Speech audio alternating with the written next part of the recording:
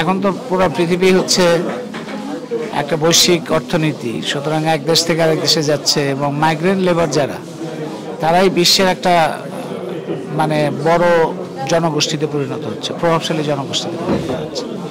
কিন্তু বৈশ্বিক অর্থনীতি নানান সমস্যাও আছে, নানা রকম রেস্ট্রিকশন আছে, বাধা বিপত্তি আছে, তারপর তথ্যের সমস্যা আছে। বাংলাদেশ থেকে যারা বাইরে যাবেন তাদের একটা হচ্ছে যে নিজেরা দক্ষ হিসেবে দাঁড়ানো, যাতে সম্মানজনকভাবে সেখানে বাঁচা যায়।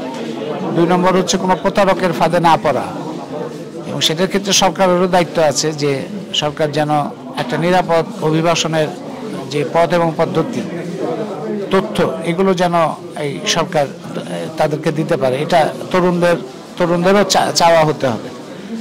আর ওইখানে গিয়ে যাতে সম্মানজনকভাবে তারা কাজ করতে পারে, সেটার জন্য ওইখানে বিভিন্ন ধরনের সংগঠন আছে, অ্যাসোসিয়েশন আছে, দেশের মধ্যে দেশের বাইরে, পত্রপত্রিকা, তথ্যটা তাদের জানতে হবে ভালো মতো।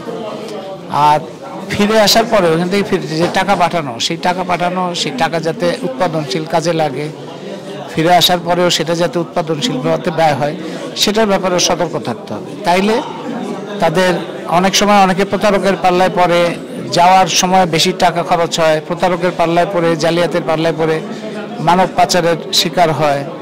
আবার টাকা পয়সা নিয়ে যারা ফেরত আসে, সেটাও অনেক জালিয়াতের, দেশের মধ্যেও জালিয়াতের পাল্লায় পড়ে।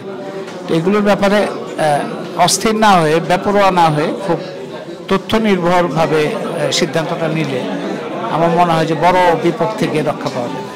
ধন্যবাদ স্যার।